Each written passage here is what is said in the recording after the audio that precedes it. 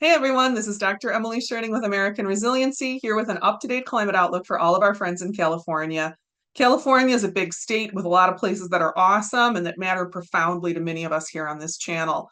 I'm going to do my best to give you clear and accurate information about what changes are projected for these places that we love. I have family in the Sierras, a little south of Yosemite, and I've seen with my own eyes the staggering scale of the landscape changes that have already occurred in California in my lifetime. My uncle there, he's in his 80s. He was born in California. In his youth, he set many of the original rock climbing routes in Yosemite, and he worked in education, serving the people of California his entire working life. I've talked with him about the changes that he's seen, and I know there are many of you in California who are like my uncle, smart people, aware people, people who don't care what the writing on the wall is. You're staying till the end because this is the land of your bones. I know you're not going to leave, and I want these California videos to speak to you. If you're one of those who's in it till the end, I want you to have the best info you can so you can build resilience. And if California is merely the place where you live and maybe you could move somewhere else, I want you to take a hard look with me at how rough things are going to get, how expensive the good places, of which there are quite a few, by the way, are likely to get, and make your call. It's probably better, on the whole, if we continue to see net population movement out of California into more places that have things like surface water. We're going to divide this outlook into Northern California and Southern California. As we all know, where to draw that boundary is a matter of great debate. I'm going to take the controversial position saying that the U.S. Chess Federation has the best solution to this difficult problem. So here's our map. We're going to do SoCal first. If you're in these counties in blue here, this is the outlook with local information for you. Come back next week. We're going to release Northern California next. Before we get rolling, I want to show you the main resources we're going to be using in this video. A lot of the figures that I use will come from the 5th National Climate Assessment. To get those and follow along with those, go to chapters, down to all figures. I'll call out the number as I say them so that you'll know right what to find. These are all downloadable. I'm also going to use some information from the NCA Climate Atlas, which has county level data. Those data sets from the NCA 5 Climate Atlas are publicly available. We were able, thanks to Dustin's spearheading of this project, to port them into a more user-friendly AR toolkit. We set it up so that we can visualize the differences between 1.5 and 2C more easily on major factors, and so that you can get rollover data without having to click and load at the county level. It's important, I think, to be able to visualize 1.5 and 2C. We have been at or above 1.5C for a whole year now. June of 2023 was our last time below 1.5. June of 24, the information just came in recently where we're right at 1.5 for a global temperature average. You can see this big gap right here on the figure between 2023 and all previous years. Things have changed in ways that the models don't fully predict. So we used to think that 2C was pretty far off, that we'd hit a global average of 2C around 2050. I think it's worth looking at it as the next step and as a challenge that is likely to come sooner than 2050. The changes projected between 1.5C and 2C are big, as you can see here on our wet bulb risk tool. You can see at a glance that's true in particular for Southern California. The last tool that we use is the NOAA Sea Level Rise Viewer. This gives us an excellent ability to model a wide variety of sea level rise scenarios, and you can get address level information. So if you're interested in any place on the beach, you're going to be able to check out what's going on right by your house. I want you to be doing your own research. I want you to be able to confirm everything I report without too much work on your end. At American Resiliency, we use the 5th National Climate Assessment data and figures as primary resources because they represent the highest consensus climate science available. Your tax dollars paid for the development and review of the National Climate Assessment, and you deserve access to the information contained in this document. But as a matter of congressional mandate, there's no direct federal funding for communication to the public about the National Climate Assessment.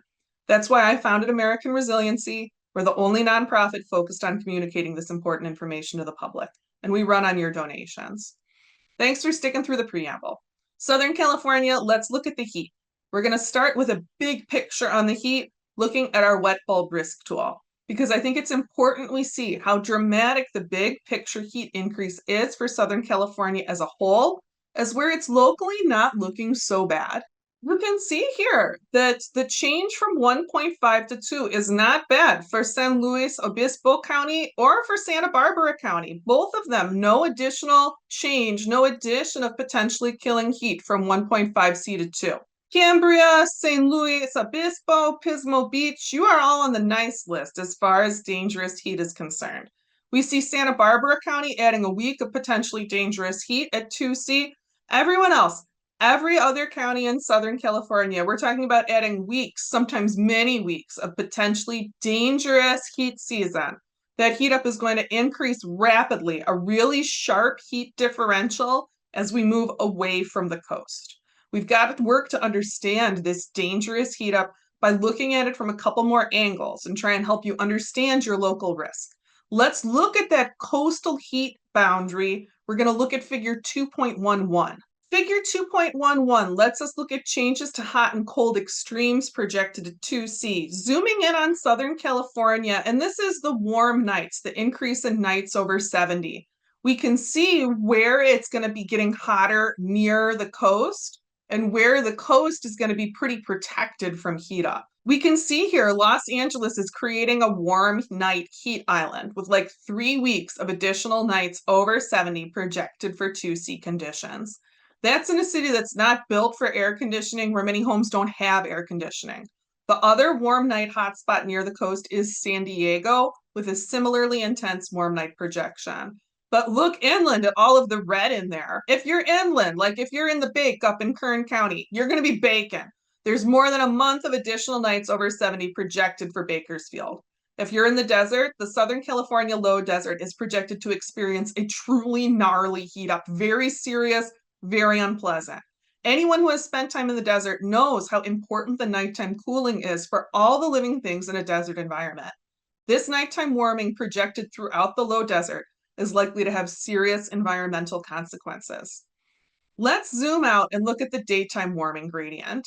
This will give us a sense of how the daytime heat up varies with proximity to the ocean. And this is kind of cool because San Diego, we've got good news for you. That warming that we saw for you, the nighttime warming, doesn't look so bad during the day. Not a lot of additional days projected over 95 at 2C for San Diego. That's cool. But it's not true for LA. Maybe you can tell here, Long Beach, not so bad. Although I'm afraid Long Beach, you're going to have other problems. But right here in LA, that's a significant daytime heat up. Whereas San Diego's built environment is mostly here in this area that's staying quite pale. With LA, except for right up near the coast, LA Metro is going to get hot during the day by 2C. We're talking about 3+ additional weeks over 95 projected every year. Those are going to be full-time AC weeks, multiple full-time AC weeks projected for every year at 2C. In a major American city with big social inequality issues, super expensive housing, and a lot of buildings that were not built for central air. North of Morro Bay, right up here, I don't love how close that heat up is coming to the coast. That makes me more concerned for the forests of Big Sur than I would like to be, but we'll get more information on that as we go on. Let's take another view. Let's look at the total heat map. This is an AR resource that adds the NCA5 data sets for days over 95, days over 100, and days over 105. And this helps us put a firm number on the heat up. The number of total additional days over 95 for these inland counties are very high. We can see that Imperial County is looking at more than 70 additional days over 95. That's so crazy. San Bernardino, 65. Inyo, 53. This is, of course, very concerning, but I think that in this sort of extreme heating scenario, we really want to know how many days are over 105. And let's look at the climate atlas for that fine-grained information. In this layer of the NCA5 climate atlas, we can see that it is quite a few. In Imperial County, 28 of those additional days over 95 are projected to be over 105. 28 additional days over 105 every year at 2C in Imperial County. You can click through this county level data for yourself, but I'll just read you off some of the important top lines. Kern County, 10 additional days over 105. Inyo, 15 days. San Bernardino, 19 days.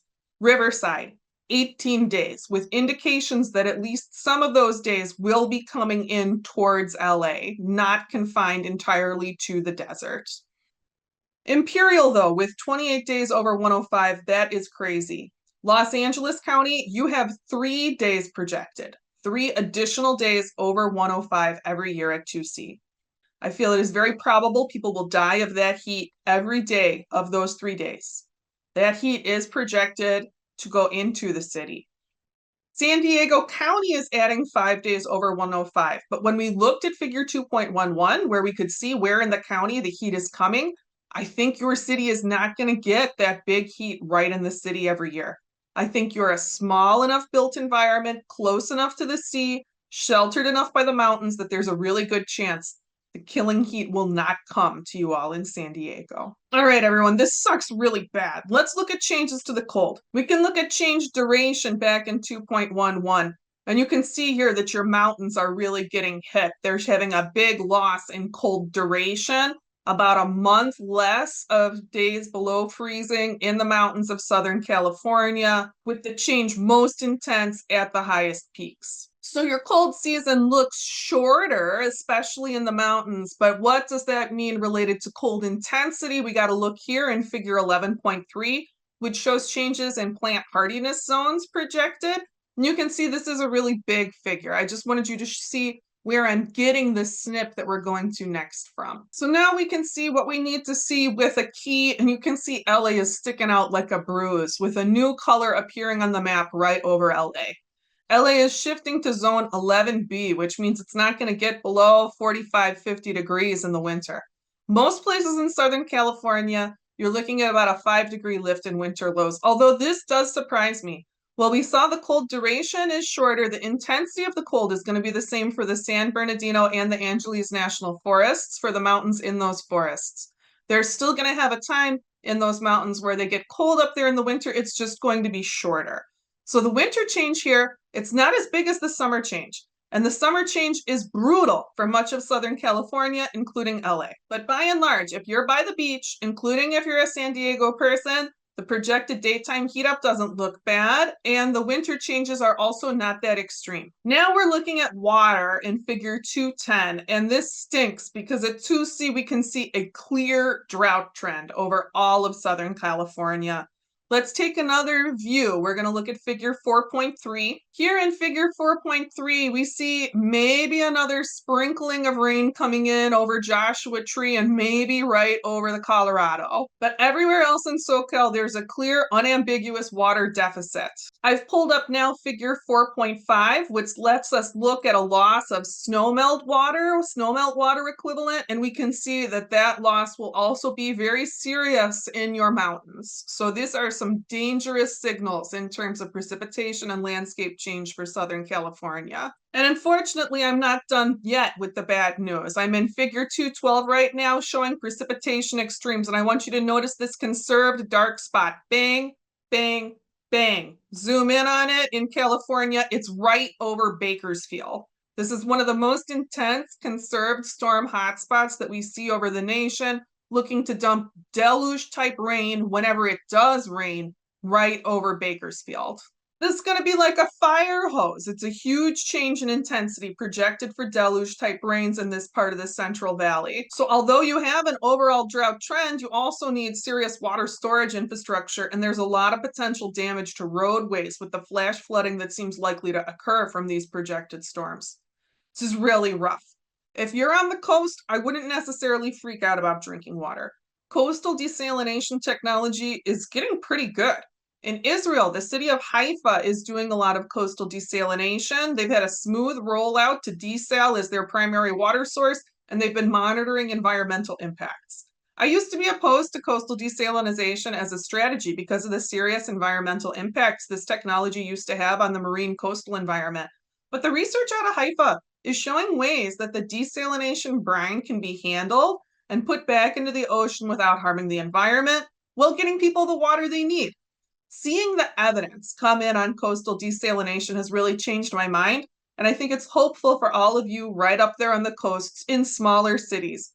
But LA, I don't know. Like, you're not a smaller city. I wonder if we can get coastal desal up to speed for a metro area with 18 million people. It's just so challenging. And speaking of LA, let's look at sea level rise. San Diego, we're going to start with you so we don't get too depressed. We're going to model 3 feet. That'd be on the higher end of like a normal, conventional level of sea level rise to think about. And we'll also model 10, which even a couple of years ago would have been like a ridiculously high level to model. But the news coming out of Antarctica is very bad. We're seeing ice melting in ways we didn't expect, in ways we didn't model for. So modeling high end sea level rise just makes sense. San Diego, check it out. At 3 feet, you're really doing pretty okay. We see damage to wildlife habitat, which is bad, which is a problem, but not like to the whole built environment. At 10 feet, we see a lot of impacts on naval installations. This is one of the rare cases where I see this level of damage at 10 feet, and I'm not super concerned because I can assure you the military is highly aware of these issues. When I see San Diego at 10 feet in this worst case scenario, I'm like, well, the funding to fix this stuff is going to be made available because of San Diego's close relationship with the military and the importance of this city to our national security. My husband, he was a little Navy baby in San Diego. I'm really happy to see things coming together pretty good for this relatively working class, as far as it goes in California anymore, coastal area. I know a lot of people, including me, thought San Diego might look really bad, but things are coming together pretty okay for San Diego. Let's look up the coast. So I'm scrolling up here at 10 feet of sea level rise because I think that it's worth noting that throughout Southern California, 10 feet of sea level rise, a nightmare scenario, still impacts very little of the built environment. Like, let's look here at Oceanside. Zoomed in on Oceanside, even in a catastrophic sea level rise scenario, we can see the ocean is still staying mostly on its side.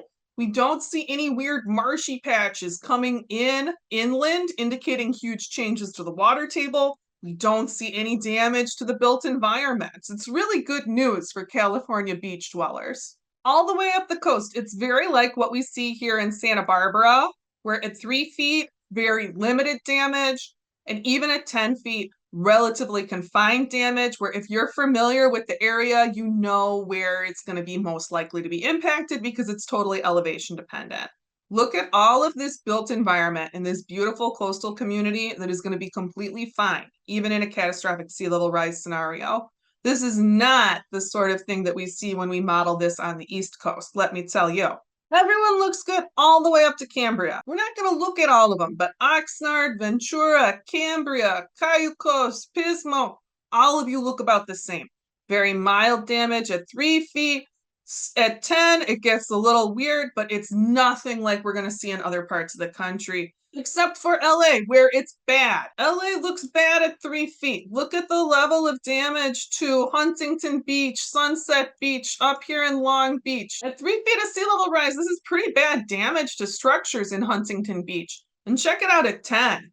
The ocean, the coastline is just going to change incredibly. Look, at 10 feet, we can see substantial inland inundation going well away from the sea in LA and a huge amount of beach loss too. If we see catastrophic sea level rise scenarios, LA is really taking a big hit, a disproportionately larger hit than anywhere else in Southern California. Let's get one last piece of information here before we do some analysis. Let's find out if you're going to be on fire. In figure 7.4 here, the fire map, we actually see a little bit of good news. I think that many of us might have thought we were going to be extremely more on fire. You can see this pale area shows your relative increase in the modeled regions of Southern California, only looking at like a 50% increase in fire danger, which with climate, it's all relative, right? The average national increase for modeled areas of fire danger is more like a 250% increase. So we're stepping up the fire challenge in Southern California, but we're not stepping it up to a super extreme intensity. A lot of the practices that you're putting in place to control wildfire now, they're going to continue to serve you well into the future. Oh, but Southern California, this has been some really intense information. My concerns for your agricultural areas, like around Blythe and Imperial, they're very high. The water situation is bad. I don't see how you're going to keep up the ag production you're currently doing. And I know your angle is more to grow stuff during the cold season for the rest of the country. You're not focused on hot season production, but that hot season increase you're facing is just awful. It's going to be very hard for the people who live in these areas. I'm very concerned for agricultural workers who will be facing these hot season increases. In Imperial, that 28 additional days over 105, it's just wild. It's not human friendly conditions. How could a person working outdoors survive those conditions? Those as an increase over the current heat. I'm very concerned about what will happen regarding Southern California's ag industry. There's a lot of strain on your water system. I'm very concerned about what will happen to the people who work in the Southern California ag industry. With that long hot season increase projection, it's going to mean a long increase in the duration of potentially dangerous working conditions for many people. Your smaller coastal cities, Southern California, they by and large look surprisingly great. The water situation, I'm not so worried about them. The demand for these beautiful Southern California coastal cities is going to continue to be ginormous. I think there's going to be fully sufficient resources for responsible coastal desalination. You're going to get your drinking water. But I think it's important to note that in these fortunate communities, conditions will still be getting harder. There will be more wildfire. There will be extreme storms. You will be hit by more atmospheric rivers. I think it's likely that competition to live in these communities will be increasingly intense and that everything will become more expensive, that food will become more expensive, especially if we see damage to Southern California's ag industries. And in California, we should know that the water situation and the power situation are deeply linked. Power generation currently consumes a lot of water in California. And if the water is going to trend down, shifting the power infrastructure is a priority in so many ways. These essential utilities in California, power and water, are interconnected utilities, and they would both be under severe strain in these projections if it wasn't for the strength and speed of California's energy transition. Solar and wind use way less water than coal and nuclear, like 15% of the water max to generate the same amount of energy. California is already having weeks where the energy supply from renewables is enough to power the state, and work on the continuing transition is going fast. Some estimates place California on the path towards totally renewable energy by 2035.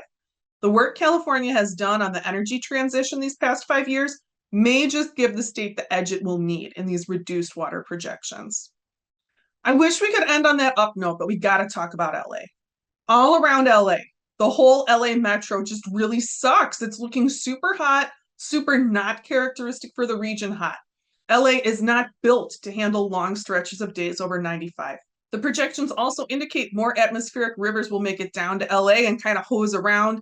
LA's not built to handle big sudden rains. It floods like crazy. And there are only so many ways in or out of LA. When I talked about Chicago's heat island, which by the way is not nearly as bad as we see in LA, I showed how Minneapolis provides some models for breaking up the heat island. Chicago's a city with more room to sprawl around a little, more capacity to break up the heat island than I see in LA, which is confined by a mountain perimeter and where the heating is much worse beyond the mountains. I can't sugarcoat it. LA looks like a hot, crowded, expensive nightmare in these projections.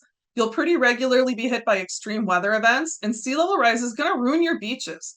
And this is a city where people used to want to be there for the beautiful, consistent weather and the great beach access. It's very sad to look at these projected changes, which will impact so many people. This is a situation where everyone is going to do better if there are less people in the competition. If you're on the fence, if you're not a committed Californian, get out. Why stick around for this part? Doesn't look like any fun at all. Even in Cayucos, which is a very cool community, I don't know if it's where I'd want to be when the fabric starts fraying. The changes the ocean is experiencing are very intense and very sad. In the chapter of the NCA 5 on Hawaii, the text casually mentions a 30 to 70% reduction for Pacific Ocean biomass. That's how much we've hurt the ocean.